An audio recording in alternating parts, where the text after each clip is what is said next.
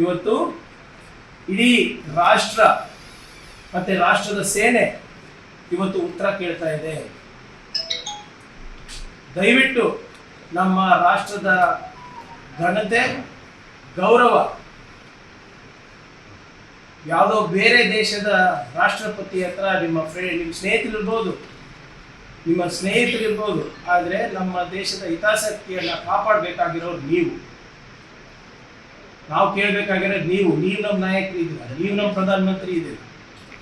ನಿಮ್ಮಿಂದ ಉತ್ತರಗಳನ್ನು ಜನರು ನಿರೀಕ್ಷೆ ಮಾಡ್ತಾ ಇದ್ದಾರೆ. ದಯವಿಟ್ಟು ಪಾರ್ಲಿಮೆಂಟ್ ಅನ್ನ ಕರೀರಿ, ಆಲ್ ಪಾರ್ಟಿ ಮೀಟಿಂಗ್ ಅನ್ನ ಕರೀರಿ,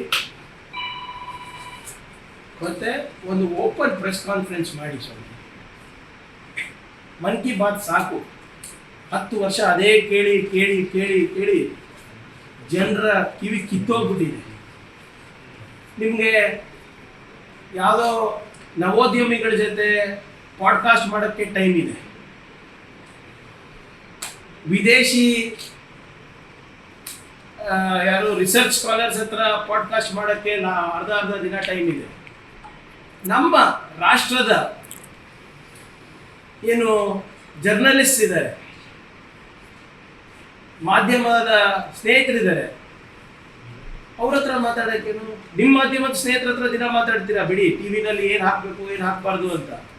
ಒಂದು ಜನರಲ್ ಓಪನ್ ಪ್ರೆಸ್ ಕಾನ್ಫರೆನ್ಸ್ ಮಾಡಿ, ಎಲ್ಲರೂ ಇರಲಿ, ಅದರಲ್ಲಿ ನಿಮ್ಮ ಸ್ನೇಹಿತರು ಇರಲಿ, ಮತ್ತು ಬೇರೆ ಮೀಡಿಯಾ ಹೌಸಸ್ ಕರೀರಿ, ನ್ಯೂಟ್ರಲ್ ಮೀಡಿಯಾ ಹೌಸಸ್ ಯಾರಿದ್ದಾರೆ ಕರೀರಿ, ಅವ್ರ ಜೊತೆ ಒಂದು ಪಾಡ್ಕಾಸ್ಟ್ ಮಾಡಿ, ಅವ್ರ ಜೊತೆ ಒಂದು ಓಪನ್ ಪ್ರೆಸ್ ಕಾನ್ಫರೆನ್ಸ್ ಮಾಡಿ.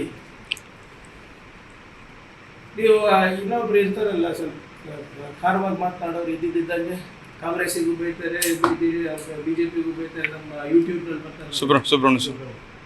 ರವೀಶ್ ಕುಮಾರ್ ಅವ್ರ ಜೊತೆ ಪಾಡ್ಕಾಸ್ಟ್ ಮಾಡಪ್ಪ ಸಾಕು. I urge the Prime Minister to do a podcast with Sri Ravish Kumar.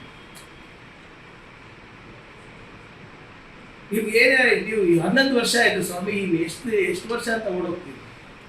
Face the people of India, face our armed forces, face the press. ಅವಾಗ ನಾವು ಹೋಗ್ತೀವಿ, ಯಾವುದಪ್ಪ ನಿಮ್ಮದು ಚಪ್ಪಲಿ ಇದ್ರೆ ಸೀನಾ ಇದೆ. ನಾವು ಕೇಳ್ತಾ ಇರೋದು ಬಹಳ ಸರಳವಾಗಿದೆ. ಆಲ್ ಪಾರ್ಟಿ ಮೀಟಿಂಗ್ ಕರೀರಿ, ಪಾರ್ಲಿಮೆಂಟ್ ಕರೀರಿ, ಒಂದು ಓಪನ್ ಪ್ರೆಸ್ ಕಾನ್ಫರೆನ್ಸ್ ಅನ್ನ ನೀವು ಅಟೆಂಡ್ ಆಗಿ, ಯಾಕೆ ನಮ್ಮ ವಿದೇಶಾಂಗ ನೀತಿ ಡೊನಾಲ್ಡ್ ಟ್ರಂಪ್ ಅವ್ರು ಡಿಕ್ಟೇಟ್ ಮಾಡ್ತಾ ಇದ್ದಾರೆ ಅಂತ ನಾವು ಸ್ಪಷ್ಟಪಡಿಸ್ತೀವಿ.